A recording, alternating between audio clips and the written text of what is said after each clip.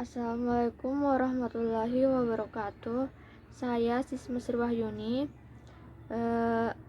akan memaparkan materi dari kelompok saya sebagai tugas pengganti MIT filsafat.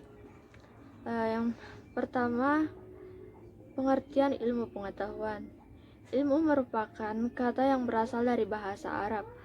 Masdar dari alima, yalamu, yang berarti tahu atau mengetahui. Sementara itu, secara istilah, ilmu diartikan sebagai idroku syai bi hakikoti, atau mengetahui sesuatu secara hakiki. Dalam bahasa Inggris, ilmu biasanya dipadankan dengan kata science. Dalam bahasa Indonesia, kata science itu sendiri berasal dari bahasa Latin, yaitu dari kata scire yang berarti tahu. Umumnya diartikan ilmu, tapi sering juga diartikan dengan ilmu pengetahuan, meskipun secara konseptual mengacu pada makna yang sama. Dapat disimpulkan bahwa ilmu merupakan keseluruhan usaha yang dengan sadar dilakukan untuk menyelidiki, menemukan dan meningkatkan pemahaman manusia dari berbagai segi kenyataan alam manusia. Pengetahuan sendiri berasal dari kata tahu. Dalam Kamus Besar Bahasa Indonesia atau biasa disingkat dengan KBBI tahun 2008, kata tahu memiliki arti antara lain mengerti sesudah melihat, menyaksikan, mengalami, dan sebagainya.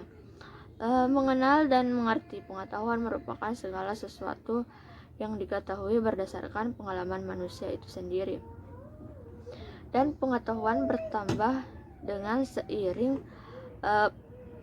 sesuai dengan proses pengalaman yang dialaminya. Dapat disimpulkan, pengetahuan merupakan segala sesuatu yang dilihat, dikenal, dimengerti terhadap suatu objek tertentu yang ditangkap melalui panca indera, yakni indera pendengaran, indera penglihatan, penciuman, perasaan, dan perabaan. Ilmu pengetahuan adalah proses kegiatan yang menggunakan cara, alat, metode, dan prosedur sehingga menghasilkan pengetahuan bagi setiap individu itu sendiri. Yang kedua yaitu ciri-ciri pengetahuan. Ciri-ciri ilmu pengetahuan. Yang pertama, bersifat akumulatif dan merupakan milik bersama. Ilmu dapat dipergunakan untuk penelitian dan penemuan hal-hal baru dan tidak menjadi monopoli bagi yang menemukannya saja.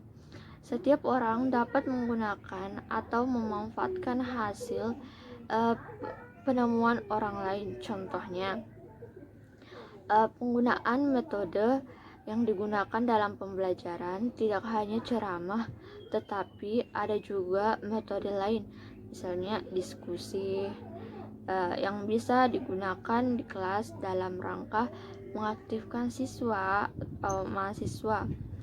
Yang kedua yaitu media pembelajaran tidak selamanya harus elektronik, tetapi juga manual, bisa digunakan selama tepat dalam penggunaannya. Ciri-ciri ilmu pengetahuan yang kedua yaitu kebenarannya tidak mutlak, yang artinya suatu ilmu tidak selamanya mutlak.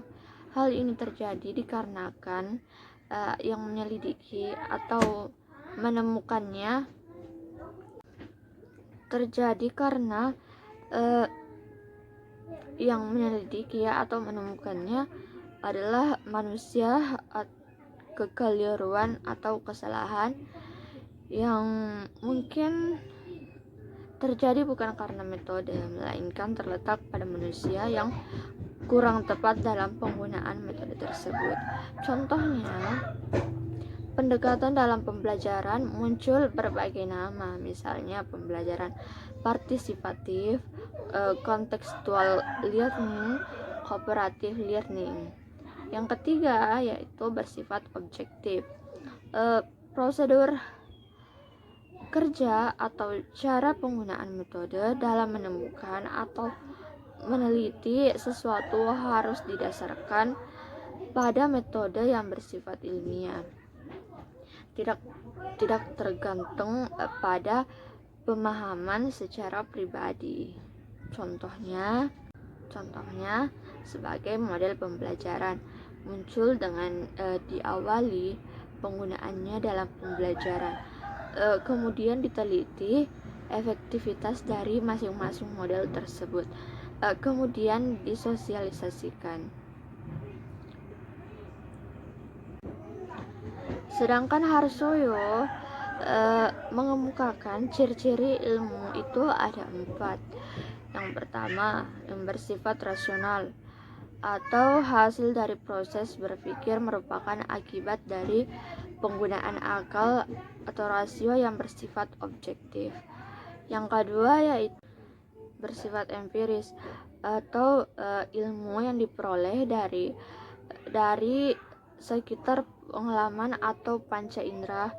Ilmu sifatnya tidak abstrak, berdasarkan pengalaman hidup dan penelitian dapat menghasilkan ilmu. Yang ketiga yaitu bersifat umum, yaitu hasil dari ilmu dapat dipergunakan oleh semua manusia tanpa kecuali. Ilmu tidak hanya dapat dipergunakan untuk wilayah tertentu, tetapi ilmu juga dapat dimanfaatkan secara makro tanpa dibatasi oleh ruang. Yang terakhir yaitu bersifat akumulatif. Hasil ilmu dapat dipergunakan untuk dijadikan objek penelitian berikutnya. Ilmu sifatnya tidak statis. Setelah diperoleh ilmu tentang sesuatu, maka akan muncul ilmu-ilmu baru lainnya. Mungkin hanya itu yang dapat saya paparkan. Sebagai kesimpulannya, ilmu pengetahuan merupakan hasil dari proses mencari tahu, dari yang tadinya tidak tahu menjadi tahu, dari tidak dapat menjadi dapat. Dalam proses mencari tahu ini mencakup berbagai metode dan konsep baik melalui proses pendidikan maupun melalui pengalaman. Ilmu pengetahuan adalah kumpulan pengetahuan, namun bukan sebaliknya. Kumpulan ilmu pengetahuan adalah pengetahuan. Agar dapat dikatakan ilmu pengetahuan harus memenuhi syarat-syarat tertentu. Syarat-syarat yang dimaksudkan adalah objek material dan objek formal. Sekian dari saya. Assalamualaikum warahmatullahi wabarakatuh.